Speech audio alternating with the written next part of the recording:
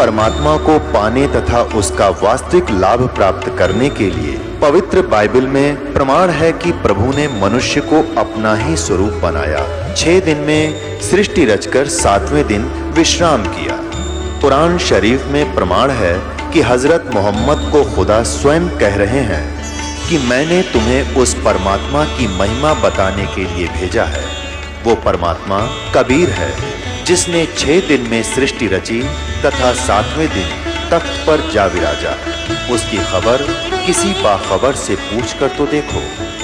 कृपया अवश्य सुनिए जगत गुरु तत्वदर्शी संत रामपाल जी महाराज के अमृत वचन।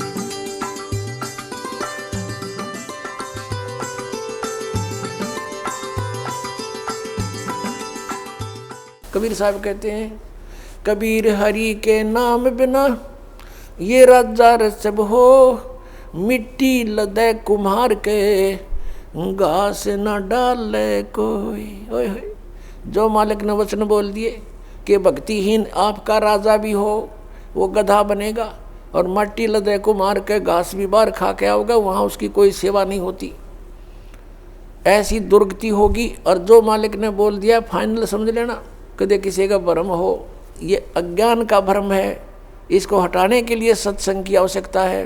और सत्संग केवल कबीर परमेश्वर ने ही हमें दिया है और उसी के आधार से दास आपके सामने उन्हीं का दिया हुआ ज्ञान प्रचार कर रहा है। पुणात्मा वो परमात्मा स्वयं आते हैं इस तत्व ज्ञान को बताने के लिए। वो प्रत्येक युग में आते हैं। सतयुग में परमेश्वर का नाम सत सुकृत था और त्रेता में परमेश्वर का नाम मुनिंदर था, मुनिंदर ऋषि। द्वापर में करुणा में और कलयुग में कबीर देव, कबीर साहब उनका नाम रहा है। पुण्यात्मा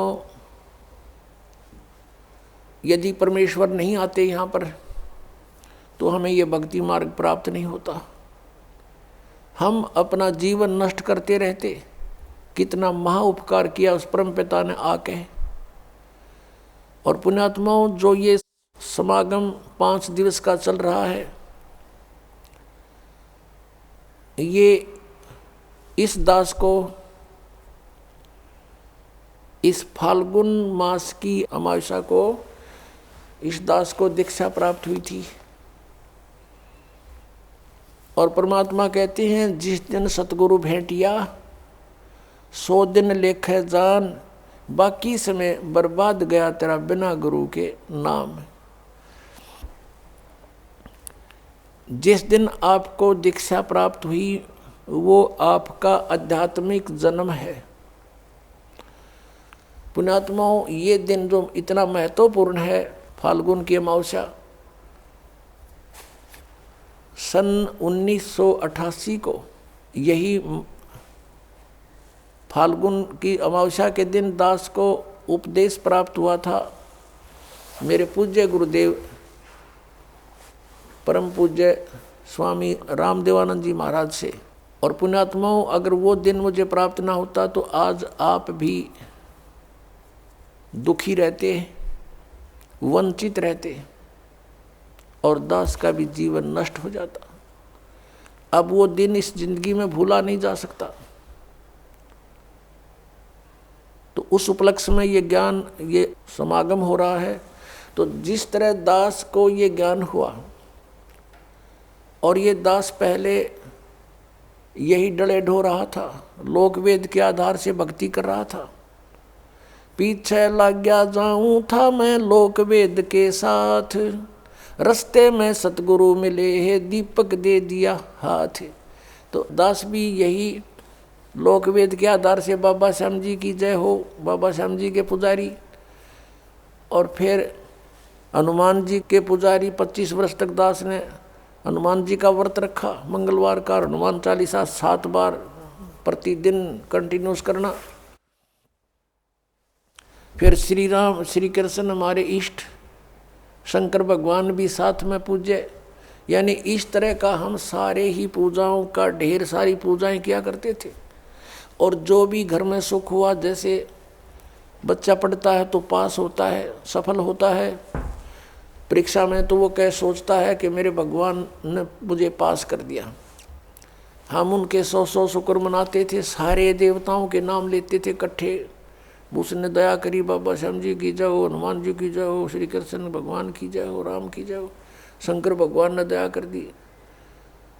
और फिर जैसे संतान उत्पत्ति हुई, प्राप्ति हुई, तो उसमें भी जय हुई नहीं भगवान ना की, बाबा श्याम जी के बोल दिए इतने रुपये उसके वहाँ चढ़ाऊँगा इसके। अब ये लोक वेद के आधार से हम सोच रहे थे ये देवता हमें लाभ दे रहे, ये तो कुछ भी ना कर सकते। इनके इतिहास, इनकी पावर से हमें पता चला कि ये भगवान तो हैं, स्वामी हैं, अच्छी आत्माएं भी हैं, लेकिन ये हमारे को केवल वर्क डन दे सकते हैं, जैसा कर्म करेगा उतना ही दे सकते, इसमें कोई परिवर्तन नहीं कर सकते थे। आपके अगर पूर्व जन्म में कोई संस्कार अच्छे थे, उनसे आपको लाभ हो रहा था, लाभ ही देंगे। ये आपका कोई पाप कर्म आ गया तो पाप कर्म भी जबरदस्ती आपका भुगवाएंगे, उसमें कोई परिवर्तन ये नहीं कर सकते। अब कबीर देव जो है वो कर सकता है। तो पुण्यात्माओं, ये दास पहले लोकवेद के आधार से अपना जीवन नष्ट कर रहा था। कोई अभाव नहीं था, घर में सब सुविधाएं थी, संतान थी, 2 पुत्र 2 पुत्री, जेई की सर्विस थी दास की, जूनियर इंजीनियर की, और ये सोच रहा था बहुत बढ़िया काम है, ऐसे ही ठीक है।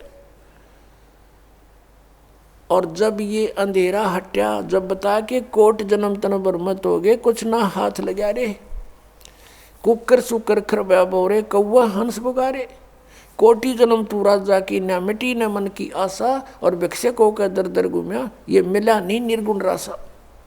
इंद्र कुबेर ईश की पदवी, और ब्रह्मा वरुण धर्मराया, विष्णुनाथ के पुर को जाकर तो फिर भी वापस आया। अब क्या बताते हैं कि इतनी अच्छी अच्छी पोस्ट तूने प्राप्त की, इंद्र बना, ब्रह्मा विष्णु महेश तक की पदवी आपने प्राप्त की, और फिर जन्म मृत्यु में जैसे ये ब्रह्मा कुमारी पंथ है। श्री लेखराज ये सुनार का काम करता था बंबई में, और वहाँ कोई सत्संग हो रहा था, इनके गुरु सत्संग कर रहे थे। एकदम इसमें कोई और आत्मा आएगी जो कभी किसी जन्म में वो कोई शिव पद पर रहा था,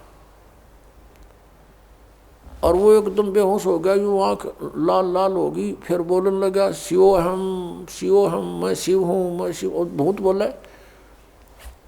अब जैसे बताऊँ, एक बार एक गांव का सरपंच मर गया, भूत बन गया, और वो आके किसी में प्रवेश करके बोले और बैठ के कुर्सी पर नौका, मैं सरपंच हूँ फलाना, आओ इधर कराओ साइन मेरे।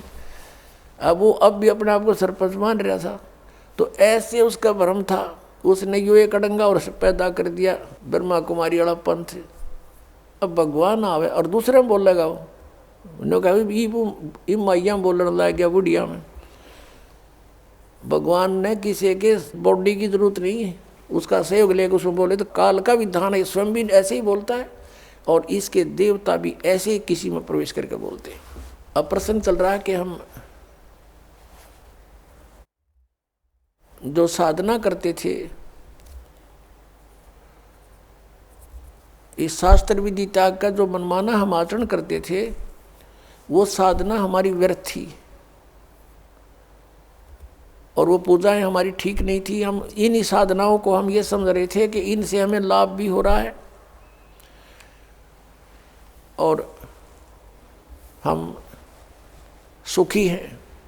अब बताया कि इंद्र कुबेर ईश की पदवी, और ब्रह्मा वरुण धर्मराया, और विष्णुनाथ के लोक को जाकर तो फिर यहीं पर जन्मा मरा, पशु योनियों में गया, फिर वापस आया। अब परमात्मा बताते हैं, जैसे गीता जी अध्याय नंबर 4 के श्लोक नंबर 34 में कहा है कि अर्जुन, जो तत्व ज्ञान है वो सर्वश्रेष्ठ ज्ञान है। चौथे अध्याय के 32वें श्लोक में गीता जी में कहा है कि वो तत्व ज्ञान सच्चिदानंद घन ब्रह्म की वाणी में ब्रह्मणे मुखे, इन्होंने अनुवाद गलत कर रखा है वहाँ पर, ब्रह्मणे मुखे का अर्थ कर रखा है वेद की वाणी नहीं, सच्चिदानंद घन ब्रह्म। 17वें अध्याय के 23वें श्लोक में इन्होंने ही अनुवादकर्ताओं ने ब्रह्मणे का अर्थ किया है सच्चिदानंद घन ब्रह्म। वहाँ सही किया क्योंकि वहाँ विचलित नहीं हुए, यहाँ विचलित हो गए। तो यहाँ इसका अर्थ है कि जो धार्मिक अनुष्ठानों यज्ञों की जानकारी, यज्ञ कहो धार्मिक अनुष्ठान कहो, इनकी विशेष विस्तृत जानकारी सच्चिदानंद घन ब्रह्म ने अपने मुख से आकर बोली होती है। ब्रह्म ने मुखे, मुख से, और उस वाणी में जो कुछ लिखा है विस्तृत वर्णन, वो तत्व ज्ञान है। और उस तत्व ज्ञान को तत्वदर्शी संतों के पास जाकर समझ। चौथे अध्याय के 32 और 34 का निष्कर्ष है ये। और वो तुझे जो ज्ञान बतावे वैसे तू उस परमात्मा की भक्ति कर। 18वें अध्याय के 62वें श्लोक में कहा कि उस परमात्मा की कृपा से ही तू परम शांति को और सनातन परम धाम को प्राप्त होगा। गीता ज्ञानदाता कहता अपने विषय में चौथे अध्याय के 5वें श्लोक में और 9वें श्लोक में, दूसरे अध्याय के 12वें श्लोक में, 10वें अध्याय के दूसरे श्लोक में कि तेरे और मेरे बहुत जन्म हो चुके, तू नहीं जानता मैं जानता हूँ। इससे सिद्ध है कि ब्रह्म की साधना ये ब्रह्म है। और 8वें अध्याय के 13वें श्लोक में कहता मेरा ओम मंत्र है, नथिंग एल्स। तो इस गीता ज्ञानदाता की साधना ओम नाम के जाप से करने से साधक भी जन्म मृत्यु में और ये भगवान भी जन्म मृत्यु में, प्रभु भी, स्वामी भी। इसलिए ये कह रहा है कि उस तत्व ज्ञान को जानने वाले तत्वदर्शी संत को खोज, फिर वो बताओ वैसे साधना कर। 15वें अध्याय के 1 से लेकर 4 में स्पष्ट किया है कि तत्वदर्शी संत वो होगा जो उल्टे लटके संसार रूपी वृक्ष के सभी विभागों को पत्तों सहित बता देगा, जानता है। उसके पश्चात परमेश्वर के उस परम पद की खोज करनी चाहिए। 15वें अध्याय के 4थे श्लोक में कहा है उस परमेश्वर के परम पद की खोज करनी चाहिए, जहाँ जाने के बाद साधक फिर लौटकर कभी संसार में नहीं आते। और यहाँ बता रहे हैं कि इंद्र कुबेर ईश की पदवी ब्रह्मा वरुण धर्मराया और विष्णुनाथ के पुर को जाकर तो फिर भी वापस आया। ये क्या साधना खा करी तुमने? कहते तुमने वो वास्तविक way of worship, real way of worship नहीं प्राप्त हुई,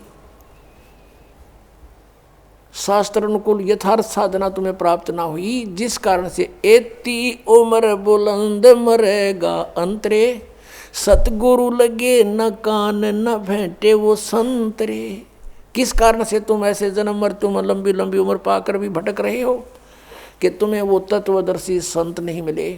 यजुर्वेद अध्याय नंबर 40 के श्लोक नंबर 10 से लेकर 13 तक स्पष्ट किया है कि कोई तो परमात्मा को जन्म लेने वाला संभवात कहता है और कोई असंभवात के वो जन्म नहीं लेता, निराकार है। कहते ये यथार्थ ज्ञान भी कि भगवान कैसा है, कैसे आता है, कैसे जाता है, क्या करता है, वो तत्वदर्शी संत बताओगे, उनसे सुनो। तो गीता ज्ञानदाता और वेद ज्ञानदाता एक है, वो ब्रह्म है, यहाँ भी ब्रह्म है। यजुर्वेद अध्याय नंबर 40 के मंत्र 15 में वेद ज्ञानदाता कहता है कि मेरा एक ओम नाम है, ओम करतु समर किलबे समर करतुम समर। ओम नाम का जाप काम करते करते सेवन करो, विशेष कसक के साथ सेवन करो और मनुष्य जीवन का परम कर्तव्य जान के इसका सेवन करो। इससे क्या होगा कि वायु अनिलम अमृतम अथिदम भस्मांतम शरीरम। जब तू शरीर छोड़कर जाएगा, तेरा शरीर नष्ट होगा, तब तुझे इस ओम से मिलने वाला अमर पद यानी ब्रह्मलोक प्राप्त हो जाएगा। यजुर्वेद 40वें अध्याय के 17वें श्लोक में स्पष्ट कर दिया। 40वां अध्याय अंतिम अध्याय है यजुर्वेद का और 17वां मंत्र अंतिम लास्ट मंत्र है। इसमें स्पष्ट कर दिया, वेद ज्ञानदाता कहता है कि वो परमात्मा तो प्रोक्ष है, वो तो गुप्त है। जैसे उल्टे लटके हुए संसार रूपी वृक्ष को जड़ तो ऊपर है और तीनों शाखा नीचे है। 15वें अध्याय के 1 से 4 में कहा है अब जैसे पृथ्वी से बाहर पेड़ दिखाई देता है तो जड़ें प्रोक्ष होती हैं, गुप्त होती हैं, बाहर का हिस्सा पेड़ कहलाता है। ऐसे बताया है कि वो 40वें अध्याय के 17वें श्लोक में यजुर्वेद में कि वो परमात्मा, पूर्ण परमात्मा तो ऊपर प्रोक्ष है, गुप्त है, और मैं ब्रह्म हूँ, मैं ब्रह्म लोक में रहता हूँ, मेरा ओम नाम है। अब यहाँ भी वेदों ने भी बता दिया कि तत्वदर्शी संत की खोज करो, और वेद कहते हैं नेति नेति कि मैं जो ज्ञान दे चुका हूँ ये अंतिम नहीं है। इतना ही नहीं है आध्यात्मिक ज्ञान परमात्मा के विषय में, उसके विषय में तो तत्वदर्शी संत बताएंगे, और वो उस ज्ञान से बताएंगे जो परमात्मा ने स्वयं आकर बोला है। फिर क्या बताते हैं, असंग जन्म तन मर्त्या होगे, जीवित क्यों न मरे रे, द्वादश मध्य महल मठ बोरे, बहुर न दे धर रे, कि असंग जन्म तन मर्त्या होगे। एक बार जीवित मर के देख, जीवित कैसे मरना होता है। मन चाहता है यहाँ के कार कोठी बंगले, गुटी सुटी लगाना, ब्याह के अंदर नाचना गाना, डीजे बकवाद, कहते इनसे मन हटा। अपना आत्मा सोचने की बात है, ये किसी के कहने से नहीं, कोई प्रतिबंधित नहीं होते ये नियम, लेकिन जो संत नियम बनाते हैं वो आपके लिए लक्ष्मण रेखा होनी चाहिए। उसका उल्लंघन करते सीता का कितना विनाश हुआ, बिरान माटी हुई और दुनिया मरवा दी। और उन्होंने कहा था इससे बाहर मत जाना तो सुरक्षित रहेगी। तो उस परमात्मा ने जो नियम हमें बना कर दिए हैं ये लक्ष्मण रेखा समझ लेना। अब जैसे एक विवाह हो रहा था किसी का, सामने डीजे बजावे, नाचे कूदे, बहन भी बेटी भी सारी, उनके फोटो उतार रखे। अगले दिन बारात में जा रहे थे, भाई का विवाह था लड़के का, तो उस शहर से यानी रोहतक से कलानौर के पास एक दुर्घटना होगी। वह दूल्हे वाली कार ही टकराएगी किसी दूसरे से, 5-6 मर गए, उसी दूल्हा भी मर गया, और उसी परिवार के रिश्तेदार वो खुद मिलकर 5-6 एट द सपोर्ट मृत्यु होगी। अगले दिन पेपर में आ रहा था उनका हाहाकार मचाते, बाढ़ पड़ रही, बहन बेटियां बुरी तरह रो रही है, एक दूसरे से निपट रही है। अब बता लो डीजे, कोई बात हुई यहाँ पर।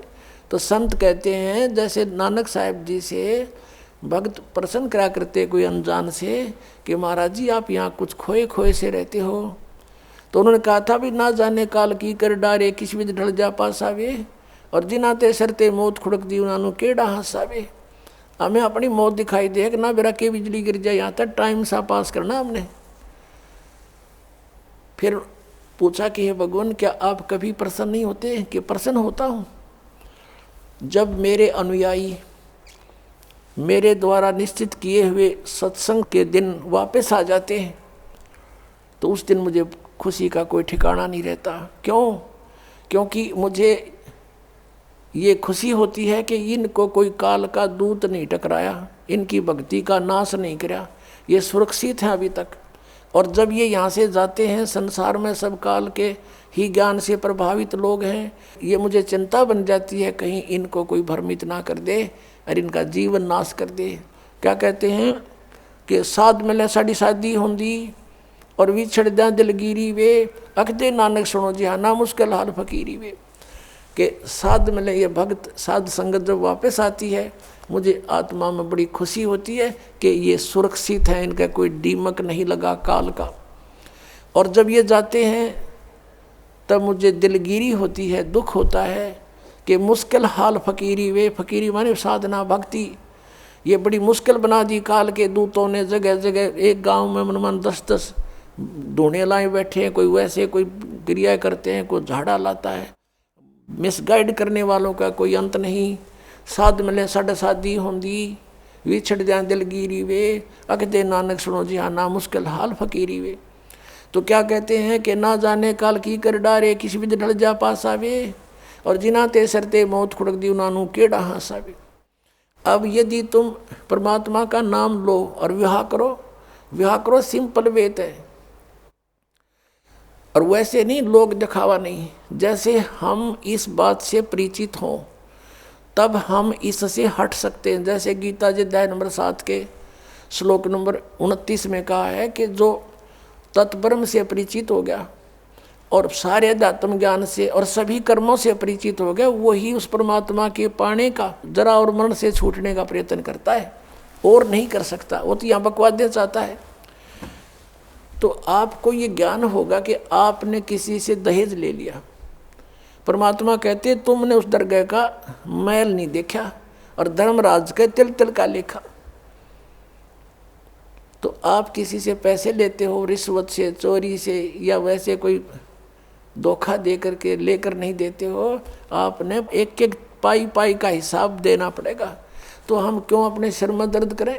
क्या एक दहेज आप लोगे, किसी ने दे दिया, आप 50,000, 1 लाख, 2 लाख गणे दे देगा, क्या उससे आपका सारी आयु व्यतीत हो जाएगी? नहीं हो सकती। परमात्मा पर आधारित होजिए और इस मंत्र का जाप कीजिए, तो दास आपको देगा। आपके भाग्य में ना होगा तो भर देगा, आपकी बेटी की किस्मत को भर देगा भगवान, उसको नाम से जोड़ दीजिए। आपके पुत्र को भी आगे सुख देगा। सारी सृष्टि का पालन करता, और क्या आज हम उसी से सीधे संबंधित हो गए? क्या हमें 2 रोटी नहीं दे सकता? और हमें घृणा नहीं चाहिए। यदि मोक्ष पाना है और जन्म मृत्यु से पीछा छुटवाना है, जरा और मरण से बचना है, तो ये क्रियाएं दास जैसे बताओ ऐसे करना।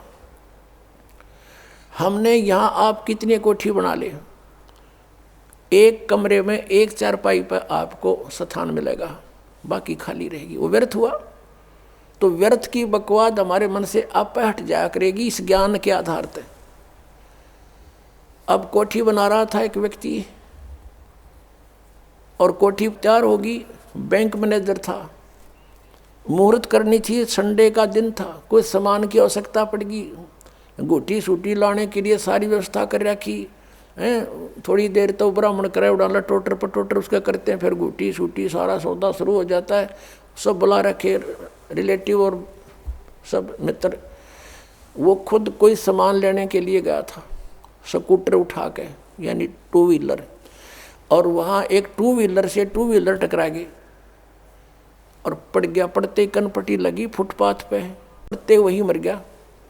अब चाट ले उसको कोठी ने। कई वर्ष की बात है, जब 3.5 लाख रुपए लगाए थे, पेपर में आई थी। अब वो गधा बन के उसके पीछे खड़ा भी ना होने दे कोई उसने। तो हमने ये देखना कि यहाँ जो हम करने जा रहे हैं ये क्या सांग है। सर्व सोने की लंका थी वह रावण से रणधीरम, एक पलक में राज विराजी जम के पड़े जंजीरम। वो तो सारे सोने के महल बनाए बैठा था, जैसे ईंट गारा हम प्रयोग करते ऐसे सोने की ईंट, और उसी की गारा में बना रखे थे। और कहते हैं भक्ति बिना क्या होता ये भ्रम रहा संसार, रति कंचन पाया नहीं रावण चलती बार। 1 ग्राम गोल्ड नहीं ले जा सका रावण जब यहाँ से जाने लगा। तो इन बातों को याद करके हमने इनसे वापस भी हटना है, और हमने अपने प्रत्येक कार्य को ऐसे ढंग से सेट करना जो भक्ति में बाधक ना हो। अब हम दहेज लेते हैं या फिर देवे भी गए, क्योंकि बेटी होगी हमारे भी। एक पैसे वाला तो बकवाद कर देगा, अब गरीब आदमी कहाँ से करे। एक घर में 3 बेटियां चली गई, एक गरीब की है, एक अमीर की है, एक मीडियम साइज की है। अब जो अमीर वाले ने तो दे दिया गणाए धन, अब मीडियम साइज वाले ने भी दे दिया थोड़ा बहुत, और वो बेचारा गरीब क्या करे, उसकी बेटी रो रही है वहाँ बैठ कर, उस परिवार में आदर नहीं उसका। तो ये इस तरह का हमने इसको समाज को सेट करना है। अब जैसे हम रक्षाबंधन का त्यौहार मनाते हैं, ये क्या तुक हुआ कि बहन भाई को रक्षा इसलिए बांधने जाती है कि उसकी रक्षा करेगा भाई। भाई की रक्षा कौन करेगा? एक बहन कह रही थी कि मैं रक्षाबंधन के दिन गई अपने भाई को बांधने के लिए, रक्षा सूत्र इंतजार कर रही थी। पता लग गया कि कहीं कामवश गए हैं, मोटरसाइकिल पर गए हैं। कुछ देर के बाद पता चला कि उसकी मृत्यु होगी, उसका शव लेकर आ रहे हैं। जिस भाई से मैं अपनी रक्षा के लिए गई थी उसकी रक्षा भी नहीं हो पाई, वो अपने नहीं कर सका। तब उसने ज्ञान हुआ, तब वो कहती है कि सचमुच हम कति भूल में थे। अपने भाई को भी कहा बेटा भाई आ जा, तो भी भगवान का राखी बांध और मैं भी बांधूँ, यानी नाम लो, और ये रक्षा सूत्र आपका सदा साथ देगा, भाई का भी बहन का भी। और बेमतलब बातें कर रखी। उस रक्षाबंधन के दिन किसी का भाई नहीं है तो रोती है कोने में बैठकर वो बहन। फिर ये बात का सिस्टम, जिस बहन का भाई नहीं है वह दूसरों के मुंह की तरफ देखती है, कौन आएगा हमारे घर। तो पुण्यात्माओं, ये बेमतलब की बकवाद, ये जग की रीत से हमने वापस हटना है और अपने जीवन को नए सिरे से सेट करना होगा। यदि भक्ति करना चाहते हो, समाज के भाव में बहना है तो नो प्रॉब्लम, आप कुछ भी करो, वो आपकी मर्जी, लेकिन भक्ति नहीं चलेगी। तो इस प्रकार हम इन क्रियाओं से भी सावधान होना है, अपने आप को बचा के रखना है, तब हमारी भक्ति प्रफुल्लित होगी। फिर क्या बताते हैं कि असंग जन्म तन मरत्या होगे और जीवित क्यों ना मरे रे। एक तो ये जीवित मरना, इस ज्ञान आधार से सब बकवादियाँ छोड़ देंगे। जिस समय ये दास गांव-गांव में घर घर में जाके पाठ करते थे 3 दिन का, यानी 500 यज्ञ करते थे फ्री ऑफ कॉस्ट, किसी से कोई पैसा नहीं लेता था, क्योंकि दास सर्विस करता था। और जैसे सैटरडे संडे की छुट्टी होती थी उनमें जा कर के लाभ उठाता था। तो उस समय क्या होता था, हम सत्संग कर रहे होते थे, होली ये फाग आ जाता था, हम तो सभी वो परिवार भी जिसने उपदेश ले रखा है, हम अपना आराम से भगवान का पाठ कर रहे हैं, अपना मंत्र जाप करें, और गांव वाले जैसे जो भगवान के मार्ग पर नहीं लगे हैं, और वो क्या करें, कीचड़ छाँव एक दूसरे मुंह पर फर, किसी को पिचकारी मारें। कोई गांव में तो और सिस्टम है, एक कोरडा बना लेते हैं घंटर सा, वो मारे एक दूसरे का हैं, और लाल लाल मुँह कर रखे बांदर कैसे सारे, कोई गारा में पड़ा है, कोई घुट्टी लाई नो करता फिर रहा है, और हम बैठे भगवान का आनंद ले रहे हैं अपने कवाड़ बंद करके कि हमें डिस्टर्ब ना कर दे। तो इस प्रकार जो आनंद परमात्मा के मार्ग में है, इस भक्ति में है, इन बकवादों में नहीं हो सकता। तो इस तरह की हमने नहीं करना, क्योंकि हम यहाँ के वासी नहीं हैं और यहाँ सुख नाम की चीज़ नहीं है। आज हम खुशी मना रहे, 1 मिनट में ना जाने के बिजली गिर जाए। और परमात्मा की भक्ति करेंगे, इससे हमारा बचाव बनेगा। और ये इस तरह के जो मर्यादाहीन कार्य करने से नामखंड हो जाएगा, नामखंड होते ही भगवान रुष्ट हो जाएगा, आपके ऊपर काल का अटैक हो जाएगा और आपको फिर हानि हो जाएगी। तो इस डर से हमने अपना यहाँ टाइम पास करना है और भक्ति की ख्यास करना है, भक्ति बढ़ाते रहना है, धर्म पुण्य जो भी क्रियाएं बताइए सभी करते रहना, आखिरी सांस तक करना पड़ेगा आपको। और दूसरे टाइप से जो जीवित मरना है, कि जैसे आप जी देखते हैं कि नाइट सर्विस में यानी रात्रि सेवाओं के अंदर बसों में व्यक्ति जाते हैं और फिर सुबह शाम तक वापस आ जाते हैं। वो नाइट सर्विस में किस लिए जाते हैं कि उनको बहुत आवश्यक कार्य होता है और शीघ्र करने के लिए ही वापस आने के लिए गए होते हैं कि शाम तक लौट आऊँ। और ऐसे ही एक रात्रि सर्विस में गया, रास्ते में एक्सीडेंट हो गया, वापस आना था, इतनी शीघ्रता थी उसको, इतना आवश्यक कार्य था कि वापस आना था उसको, और दुर्घटना मृत्यु होगी नाइट सर्विस में। अब वो कहाँ गई वो शीघ्रता, कहाँ गए जिसके लिए पंजे ना टक्के थे, वो क्या ले गया साथ में। तो आप जी ये सोच लीजिए, जब सतलोक आश्रम बरवाला की तरफ सत्संग निकट आवर चलना चाहो तो न्यू सोच लो हमारी मृत्यु होगी आज और इब्बा होगी, और आ जाओ यहाँ पर सत्संग सुनो, 3-4 दिन फ्री ऑफ माइंड रहो, एक दूसरे से भगवान की चर्चा करो, यहाँ और बकवाद मत बतलाना, ये ख्यास रखना, परमात्मा रुष्ट हो जाएगा। ठीक है, कोई मित्र रिश्तेदार मिलता है, बातें करो गृहस्थी की थोड़ी बहुत देर के लिए, फिर अपना मालिक की चर्चा शुरू करें, कोई ज्ञान उससे सुने, कभी आप सुनावे, फिर मंत्र करने लग जावे। सब सुविधाएं भगवान ने आपके लिए दे रखी, इन दासों के द्वारा आपको सारी व्यवस्था करवा के दी जाती है। तो इसका सदुपयोग करना, दुरुपयोग करने से राम रूठ जाएगा आपका, और राम नहीं रूठना चाहिए, ये भी आपको डर लगे। तो ये सोचकर आप आ जाइए और ये सोचिए कि हमारी मान ले परमानेंट मृत्यु हो जाए तो भी तो हो सकती है ऐसे। और अब हम 3 दिन 4 दिन 2 दिन जिसा भी समय आप मरना चाहो मरो, और फिर वापस चले जाओगे घर पे, और परमानेंट टिकट कटेगी, फिर भी तो बात बिगड़ेगी, फिर तो धरा रहेगा सारा, संभाल ही नहीं सकते आप। तो अब जा कर के मान लीजिए तुम समझते हो कि कुछ काम बिगड़ जाएगा, तो अभी तो फिर जाकर संभाल सकते हो, परमानेंट तो नहीं मरे। लेकिन जो परमात्मा के लिए सच्चे दिल से आते पुण्यात्माओं, किसी का आज तक काम बिगड़ा नहीं, बने मिलते हैं, लेकिन वो आपकी श्रद्धा पर डिपेंड करेगा। सतगुरु के दरबार में कमी काहे की ना, अनसा मौज नहीं पावता तेरी चूक चाकरी में। तो इस प्रकार हमने परमात्मा की भक्ति को सुचारू भी रखना। क्या बताया है कि असंग जन्म तन मर्त्या होगे, जीवित क्यों ना मरे रे, और 12 मद महल मठ बोरे, बहुर ना दे धरे रे। अभी तक हमें 10वें द्वार का पता था कि शरीर में 10वां द्वार, 10वां द्वार। अपनात्माओं, ये जो 10वां द्वार है ये एक ब्रह्मांड का रास्ता है। और आपने ये भी सुना होगा कई बार, क्योंकि जो भक्ति मार्ग में लगे उन्हें सब तरह के साधक संत टकराते हैं। हमने सुना बहुतों से कि एक यहाँ संत रहता था, उसने अपनी योग अभ्यास से अपने शरीर को ऐसा मंत्रों से और जाप से ऐसा सेट कर रखा था कि उसने ब्रह्मांड फोड़ दिया। यानी उसका यहाँ से शरीर में एक सुराख मिला। जब उसका शरीर छूटा उसने अपना ब्रह्मांड फोड़ गया वो, यानी वो पार हो गया, 10वें द्वार पर पहुंच गया, 10वें द्वार पार कर गया। अपने आत्माओं, 21 ब्रह्मांड है इस काल के। जिसने एक ब्रह्मांड पार कर लिया तो एक फिर और 21 ब्रह्मांड और हैं। अब इससे निकल कर वो फिर क्या करता है, ऊपर धक्के खाता है, ऊपर अपना समय व्यतीत करता है, घूमता रहता है इधर उधर भूत की तरह, प्रेत की तरह। फिर वहाँ से उसको जैसा भी उसकी सुविधा होती है, जैसे जिसकी भक्ति होती है, उसी लोक में उसको भेज दिया जाता है। वहाँ बैठकर वो अपना पुण्य पाप जो भी है उसका सारा भोग कर फिर पृथ्वी पर आता है। अब ये 12वां द्वार में भगवान का स्थान है।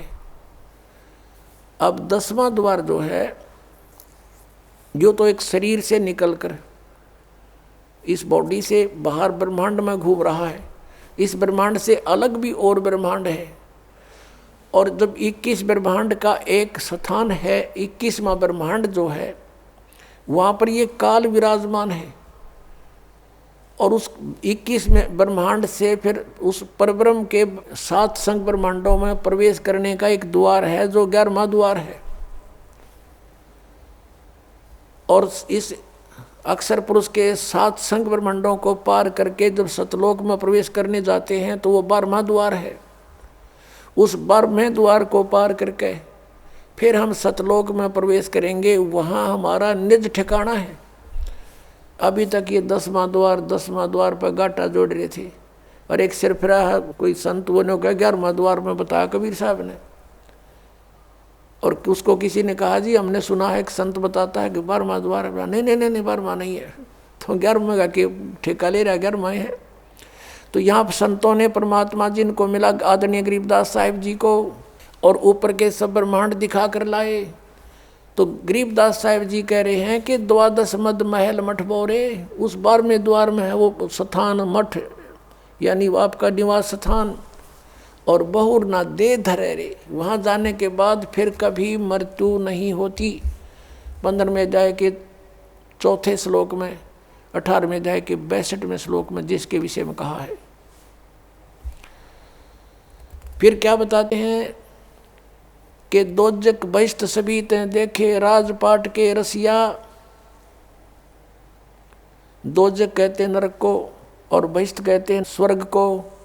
कहते तूने सत साधना ना मिलने से, तत्वदर्शी संत ना मिलने से, ये जो साधना भक्ति तुम कर रहे हो, इससे स्वर्ग में भी जाना पड़ता है, फिर पाप नरक में भोगने पड़ते हैं। आपके दोनों अकाउंट ओपन रहते हैं।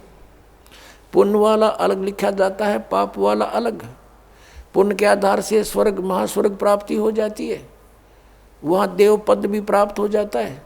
और पाप के आधार से फिर नरक में भी आपको कंपलसरी जाना पड़ता है। और पूर्ण परमात्मा कबीर परमेश्वर की भक्ति 2 अक्षर के नाम से और सार नाम से करने से, आदि नाम से, तो आपके पापों का नाश हो जाता है।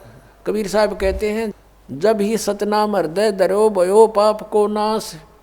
और जैसे चिंगारी अग्नि की वाई पड़े पुराने घास, आपके युगों युगों के संचित कर्म आपके अंतःकरण में लिखे हुए हैं और धर्मराज के दरबार में वो सुरक्षित हैं। उन्हीं के आधार से वो आपके प्रारब्ध बनाकर भेजता है। पुण्य जिसके ज़्यादा हैं, पाप कम है या पाप ज़्यादा हैं, पुण्य जैसे हैं, उसी आधार से आपके जीवन में पुण्य और पापों का संयोग करके आपका एक जीवन दिया जाता है। तो पुण्यों के आधार से आपको सुख मिलता है, पाप के आधार से आपको कष्ट आपदाएं आती हैं। तो परमात्मा जब आपके कष्ट काट देगा आपके प्रारब्ध कर्म के, तो सुख है, सुख शेष रहेंगे, वो पाप नहीं आपको भोगने पड़ेंगे। तो क्या कहते हैं कि जब ही सतनाम हृदय धरो, ये 2 अक्षर का नाम, भयो पाप को नाश, और जैसे चिंगारी अग्नि की भाई पड़े पुराने घास। आपके ढेर सारे चाहे लाखों टन पड़ा हो सूखा घास, एक माचिस की सीख जलाकर उसमें डाल दीजिए, सबको सवा कर डालेगा, राख बना देगा, चलेगी हवा वो उधर की उधर, पता नहीं कहाँ की कहाँ राख जाएगी, वो फील्ड क्लियर हो जाएगा। तो क्या कहते हैं, जब ही सतनाम हृदय धरो भयो पाप को नाश, और जैसे चिंगारी अग्नि की भाई पड़े पुराने घास, ऐसा नाश कर देगा भगवान। तो क्या कहते हैं, दोजक नरक बहिष्ठ स्वर्ग, दोजक बहिष्ठ सभी तैं देखे राजपाट के रसिया।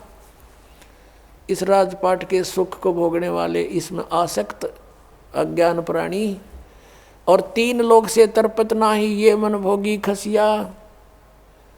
इस मन की ऐसी गंदी आदत है, इसको 3 लोक भी दे दे तो भी इसकी संतुष्टि नहीं। यदि कोई सरपंच बन जाता है, सोचता है चेयरमैन बनूं, चेयरमैन बन जाता है, सोचे कि एमएलए की बात बने, एमएलए बनते ही सोचता है मैं मंत्री बनूं, मंत्री बनने के बाद अटकल शुरू कर देता है, बिना दाव लगे मुख्यमंत्री, बिना आनंद नहीं। मुख्यमंत्री बनकर सोचता प्रधानमंत्री बनूं, इतने टिकट कट जाए, फिर गदा संतरी बने। तो परमात्मा कहते हैं कि 3 लोक से तरपत नाही ये मन भोगी खसिया। 3 लोक दे दे तो भी इसकी संतुष्टि नहीं। अब क्या बताते हैं, सतगुरु मिले तो इच्छा मिटे, यानी संत मिले तत्व ज्ञान दें तो ये बीमारी हटे जिसके लिए हम जीवन नष्ट कर रहे हैं। सतगुरु मिले तो इच्छा मिटे, पद मिल पदे समाना, चल हंसा उस लोक पठाऊं जो आदि अमर अस्थाना।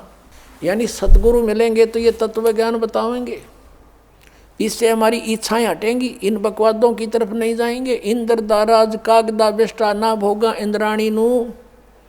जब हमें उस तत्व ज्ञान से परमात्मा के सतलोक के सुख का ज्ञान हो जाएगा, यहाँ की किसी वस्तु में आपकी इच्छा नहीं रहेगी। और यहाँ के स्वर्ग के राजा के राज को भी काग की बीट के तुल्य आपकी आत्मा मानने लग जाएगी। अंतःकरण में ऐसा आपकी भावना बन जाएगी, यह सच्चाई है। जब इंद्र का राज भोगकर फिर गदा अपना आग लगे इसी राज के, तो अपने आप आत्मा स्वीकार करेगी, ये मन हट जाएगा, आपको छेड़ाछाड़ी नहीं करेगा फिर, क्योंकि आत्मा जाग जाएगी। अभी तक हम ये मन बकवाद करके यही फंसाए रखता है कि सतगुरु मिलेंगे तो यह इच्छा मिटेगी। और पद मिल पदे समाना, पद के 2 अर्थ यहाँ पर है। एक तो जैसे गीता जी अध्याय नंबर 15 के श्लोक नंबर 4 में कहा है कि उसके पश्चात तत्वदर्शी संत मिल जाए, जब परमेश्वर के उस परम पद की खोज करनी चाहिए, जहाँ जाने के बाद साधक फिर लौटकर संसार में कभी नहीं आते। और जिस परमेश्वर ने सब ब्रह्मांडों की रचना की है, और गीता ज्ञानदाता कहता और की भक्ति नहीं केवल उसी की साधना करो, तो वो परम पद मिलेगा सतलोक। और पद मिल पदे समाना, यानी दूसरा पद वे ऑफ वर्शिप, पद्धति, पूजा की जो सत साधना है भक्ति की, उस पद मिल पदे समाना। जब सही भक्ति का मार्ग, वो 2 अक्षर का नाम मिल जाएगा, सतनाम, जिसमें एक ओम है, एक तत्गुप्त है, और आदि नाम मिलेगा, तब तुम्हें मोक्ष होगा। इन 5 नामों से मोक्ष नहीं, अन्य लाभ यहाँ संसारिक हैं बस। और वो 5 नाम नहीं है जो निरंकार ओंकार, ये नहीं, ये तो यूजलेस है। तो क्या बताया कि वो सही पद्धति, वो सही पद आपको मिलेगा भक्ति का मार्ग। तो उस पद मिल पदे समाना, उस सत साधना की प्राप्ति के उपरांत आपको वो परम पद मिलेगा, जहाँ जाने के बाद फिर लौटकर संसार में साधक नहीं आते। जरा और मरण सदा के लिए आपका समाप्त हो जाएगा। और ये कैसे होगा? पद मिलने से, पद्धति मिलने से, वे ऑफ वर्शिप ठीक होने से।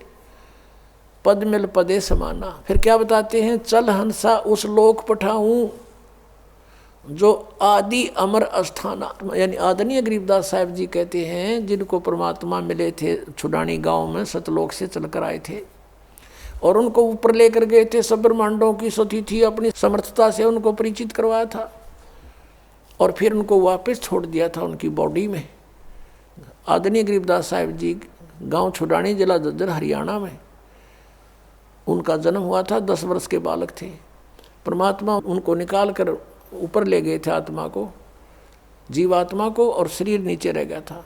5-6 घंटे लग गए थे। गांव वालों ने सोचा ये मर गया है, अंतिम संस्कार के लिए चिता पर रख दिया था। फिर परमेश्वर ने वापस वो आत्मा भेज दी कि जा बॉडी का नाश करवा देगा काल। तुरंत आगे उठकर फिर ये ज्ञान बोलने लगे। वो बता रहे हैं कि उस सतलोक के अंदर क्या सुख है।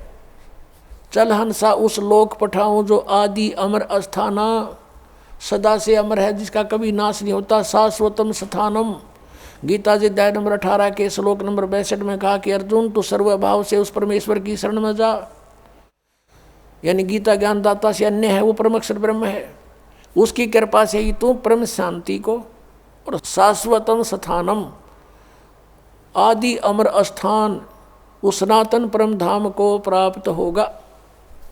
और यहाँ गरीबदास साहिब जी कह रहे हैं कि सतगुर मिले तो इच्छा मेटे, पद मिल पदे समाना, और चल हंसा उस लोक पठावें जो आदि अमर स्थाना। वहाँ क्या सुख है। 4 मुक्ति जहाँ चंपी करती माया होरी दासी, दास गरीब अभय पद पर से वो मिले राम अविनाशी। अविनाशी राम मिलेगा। अपनात्माओं, यहाँ की जो साधना इस काल सतर की, ब्रह्म सतर की 4 मुक्तियाँ बताते हैं और इन 4 मुक्तियों का निर्धारित समय होता है। उसके बाद वो जीव उन मोक्ष को प्राप्त करके समाप्त करके स्वर्ग महास्वर्ग में फिर दोबारा इस पृथ्वी लोक पर अन्य योनियों प्राणियों के शरीरों को प्राप्त करता है। इंद्र कुबेर ईश की पदवी, ब्रह्मा वरुण धर्मराया और विष्णु नाथ के पुर को जाकर फिर भी वापस आया। ये 4 मुक्ति भी यहाँ नाशवान है यहाँ की। और क्या बताते हैं कि जो सुख तुम्हें इन मुक्तियों से यहाँ प्राप्त है वो सतलोक में सदा बना रहेगा, कभी वो नष्ट नहीं होगा। 4 मुक्ति जहाँ चंपी करती, चंपी माने आपके हाजिर खड़ी रहेंगी, उस सुख का कभी नाश नहीं होता, ह्रास नहीं होता, एंड नहीं है। 4 मुक्ति जहाँ चंपी करती माया होरी दासी, और दास गरीब अभय पद पर से वो मिले राम अविनाशी। अब जैसे आप जी ने गीता अध्याय नंबर 15 के श्लोक नंबर 16 और 17 में 3 पुरुषों की जानकारी प्राप्त हुई। सरपुरुष तो सीधा ही सर्वान नाशवान, पुरुष माने प्रभु, 21 ब्रह्मांड का स्वामी, ये ब्रह्म काल ज्योति निरंजन है। अक्षर पुरुष ये परब्रह्म कहते हैं इसको, जो 7 संग ब्रह्मांड का स्वामी है। इसकी लंबी उम्र आपको बता दी कितनी है, फिर भी इसकी मृत्यु है। इसलिए 15वें अध्याय के 17वें श्लोक में कहा कि उत्तम पुरुष है तो अन्य परमात्मा इति उदाहरते। यह लोक तरम अविषय विवर्ती अवय ईश्वर है। इन दोनों से सरपुरुष और अक्षर पुरुष से तो उत्तम पुरुष श्रेष्ठ परमात्मा तो कोई और है, और वही परमात्मा कहलाता है। परमात्मा का अर्थ है कि जो कभी दुख नहीं दे, श्रेष्ठ आत्मा, कोई मृत्यु नहीं किसी चीज़ का, उसके अंतर्गत उसकी शरण में उसके राज्य में कोई अभाव ना हो, किसी प्रकार का कष्ट नहीं देता, वो भगवान यानी परमात्मा श्रेष्ठ आत्मा होता है। तो वो परमात्मा और फिर वो ही अविनाशी, अवास्तव में अविनाशी परमात्मा है वो, और वही तीनों लोकों में प्रवेश करके सबका धारण पोषण करता है। जिसका जैसा संस्कार यहाँ भी है वो भी उसी के आदेश से आगे आवंटित होता है, सबको उसी के आदेश से निर्धारित नियम से मिलता है। और यहाँ क्या बताते हैं, 4 मुक्ति जहाँ चंपी करती माया होरी दासी, और दास गरीब अभय पद पर से वो मिले राम अविनाशी। ओए होए। गीता अध्याय नंबर 15 के श्लोक नंबर 17 में जिस अविनाशी वास्तव में विनाशी परमात्मा है वो मिलेगा इस साधना से। कौन सी साधना से? राम नाम जप कर थर होई, ओ हम सो हम मंत्र दोई। एक सतनाम है 2 अक्षर का, उस 2 अक्षर के सतनाम के जाप से आपका स्थिर स्थान मिलेगा। राम नाम जप कर थर होई, ये 2 अक्षर का मंत्र सोई। ये 2 अक्षर का मंत्र जो है ये है सतनाम, और इससे आपको स्थिर स्थान मिलेगा। राम नाम जप कर थर होई, थर माने स्थाई, स्थाई होना, कभी जन्म मृत्यु नहीं होती, वहाँ चले जाना। अब जैसे एक नामदेव जी महात्मा हुए हैं, जैसे आपको कल भी बताया था, वो पहले ओम नाम का जाप ही करते थे।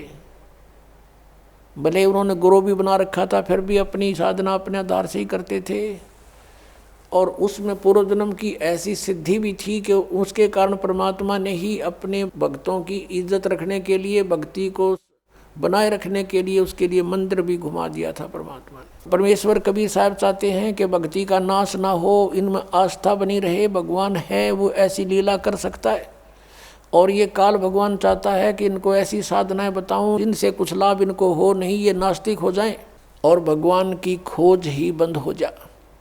जैसे महात्मा बुद्ध था, पिछले पुण्यकर्मी प्राणी था, स्वर्ग से आया हुआ था, राजा का लड़का था। ये राज अच्छा नहीं लगा, क्योंकि वो उस राज के तुलना में ये कुछ भी नहीं है। सीधा स्वर्ग से आने वाले के साथ या और बने, घर भी त्याग दिया, साधना करने लगा, हठ योग शुरू कर दिया।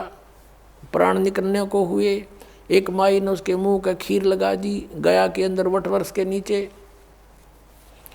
धीरे धीरे उसने वो चाटनी शुरू की, आंखें खुल गई, फिर उठ गया, फिर भोजन ठीक खाने लगा। फिर उसने कहा था starvation could not lead to salvation, भूखा मरने से भगवान नहीं मिल सकता। यह उसकी अपनी सोच थी। और फिर उसने जो अपने सत्र का कोई अध्ययन किसी शास्त्र का नहीं किया, पिछले पुण्य अच्छे थे, स्वयं बैठकर साधनाएं करने से कुछ सिद्धियां आ गई, उनके वचन में शक्ति आ गई, बोलने की शैली अच्छी होगी, श्रोता बहुत थे, तो पूरा चीन उनका अनुयायी हो गया, पूरा चीन देश। और अनुयायी क्यों हुए थे? भक्ति के लिए। वो भी भक्ति ही कर रहा था, और उनसे बताए गए भक्ति के विधि से, पद्धति से, पद से उनको कोई आध्यात्मिक लाभ नहीं हुआ, और धीरे धीरे वो कति नास्तिक हो गए कि भगवान नहीं है, और पूरे देश में कानून बना दिया कि भगवान की चर्चा नहीं करना। और काल यही चाहता है, ऐसे दूत भेजूं जैसे राधा स्वामी पंथ है, और इसे निकले हुए जितने पंथ, जय गुरुदेव पंथ, ये सच्चा सौदा पंथ, इनको पहले तो सुनते हैं कुछ लाभ हुआ इनके गुरुओं से, अरे भी इनकी ब्रांड माटी और के घर में अच्छा दुख, भूत इनमें प्रवेश कर रहे हैं, क्योंकि वो स्वयं भूत बना शिवदयाल जी।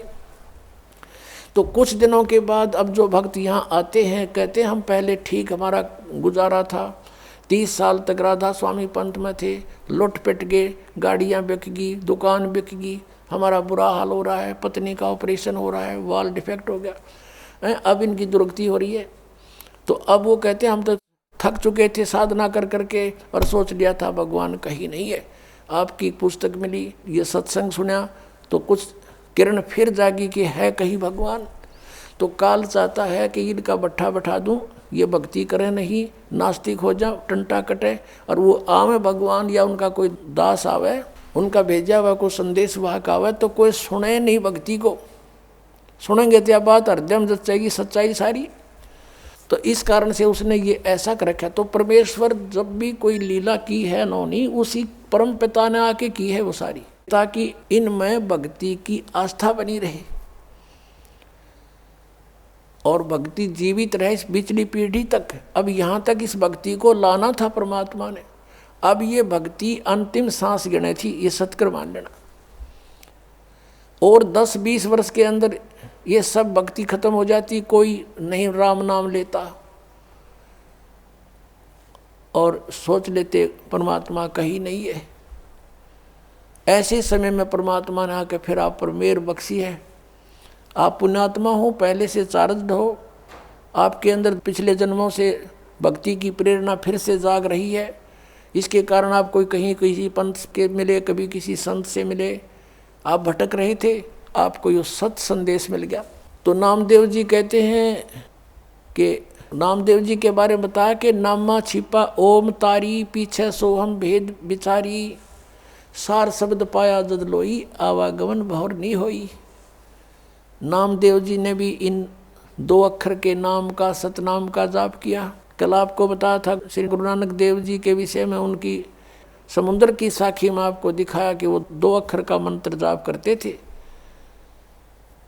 और ये संत मत भाग प्रकाश 4 में राधा स्वामी पंथ के सामने सिंह जी कहते हैं 261 पृष्ठ पे कि 2 अक्षर का भेद बतावे, सोए गुरु पूरा कहावे। तो पुण्यात्माओं, इस दास के ऊपर मेहर हुई परमात्मा ने ये 2 अक्षर का भेद बताने की ना ईब से पहले सबको मना कर रखा था परमेश्वर ने, जिनको मिले थे कि ये 2 अक्षर का भेद अभी खोलना नहीं, प्रचार अवश्य करो, लिखते रहो वाणियों में, लेकिन देना नहीं किसी को, क्योंकि कि ये सतनाम और ये आदि नाम है। सतनाम सार्वजनिक जरूर कर दिया था, आगे दान करने का अलाउड नहीं था, लेकिन सार नाम फिर भी गुप्त रखा। परमात्मा कहते हैं सोहम शब्द हम जग में लाए और सार शब्द हमने गुप्त छुपाए। वो सार नाम अभी तक छुपा रखा था। अब इस दास पे कृपा की है, क्योंकि अब ये सभी पंथ नष्ट हो जाएंगे। नष्ट का मतलब है ये वहाँ नहीं रहेंगे, इनके साधक उनके साथ नहीं रहेंगे जब इस ज्ञान का पता लगेगा। कौन नहीं चाहता भगवान को? कोई महामूड होगा तो पड़ा रहेगा वहाँ पर, उसका कोई लेखा ही नहीं, उसका तो अकाउंट ही नहीं इस मार्ग में। अब क्या बताते हैं कि चातुर प्राणी चोर हैं और मूड मुग्ध हैं ठोठ, संतों के निकाम के इनको दे गलजोट। अब ये चतुर प्राणी थे जो हजूर जी से दोगे और हम ऊंची मंजिल में जाते हैं, बड़े दूर खबर लेकर आते हैं, टट्टू का भी ना पता, इन सतनाम का नहीं पता, ये गए कौन सी मंजिल में होंगे। अंडरस्टूड है ये, इनके नाम साधना के सारे व्यर्थ। वो 2 अक्षर का नाम नहीं, फिर पूरे गुरु कहाँ थे ये राधा स्वामी वाले। तो पुण्यात्माओं से प्रार्थना है कि परमात्मा ने जो इतना कुछ प्रयत्न किया है, इतने समय तक इंतजार किया है, ये समझ लो इसको और आ जाओ भगवान के चरणों में, कल्याण हो जाएगा। बोलो सतगुरुदेव। पुण्यात्माओं, आपका सौभाग्य है कि आपको इस सत्संग सुनने को मिला। अभी आपने आध्यात्मिक ज्ञान चर्चा नामक एक विशेष प्रोग्राम साधना टीवी से चलता है, और ये एक बहुत परोपकार का कार्य हो रहा है। उन महापुरुषों के विचार भी आपके समक्ष होते हैं और उधर से इस दास के विचार भी जो सदग्रंथों में विद्यमान है, विद प्रूफ है, प्रमाण सहित जनता के सामने आते हैं। इससे जनता को ज्ञान होगा कि कौन संत कैसा ज्ञान रखता है। फिर ठीक है, जिसको जौन सा ठीक लगेगा उसको सेलेक्ट कर लेंगे। श्री तुलसी साहेब जी, तुलसीदास जी जो मथुरा जय गुरुदेव के प्रमुख हैं, उनसे प्रश्न किया गया कि मोक्ष प्राप्त प्राणी सतलोक में भिन्न रहता है या ऐसे समा जाता है परमात्मा में जैसे बूंद समुद्र में। तो उन्होंने यही बताया कि वहाँ मोक्ष प्राप्त प्राणी अमर लोक में जाकर, सतलोक में जाकर अमर पद को प्राप्त होकर के ऐसे परमात्मा सतपुरुष में लीन हो जाती है जैसे जल की बूंद जल में समा जाती है। पुण्यात्माओं, इनको सतलोक का कख भी पता नहीं, क ख भी ज्ञान नहीं लोगों को, और करोड़ों जीवों को मिसगाइड कर दिया, भ्रमित कर दिया। जैसा कि ये दास बार बार बताता है कि ये जितने भी गुरुपद पर विराजमान है ये बहुत पुण्यात्मा है पूर्व जन्म के, और ये काल के फंस गए, इनका दुरुपयोग कर रहा है, अपने लिए इनको प्रयोग कर लिया, जीवों का नाश करने के लिए इनको गुरुपद पर बैठा दिया।